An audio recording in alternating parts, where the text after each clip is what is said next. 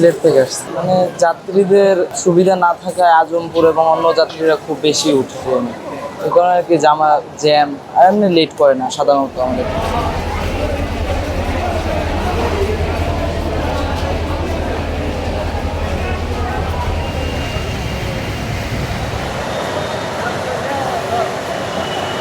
এবারের ঈদ যাত্রায় চরম ভোগান্তি ছিল রেলে, কারণ এরা স্ট্যান্ডিং টিকিট বেশি বিক্রি করেছিল, যার কারণে আমাদের যারা সিটে ছিলাম আমরা তার থেকে বেশি পরিমাণ লোক ট্রেনের বাইরে এবং ভিতরে ছিল।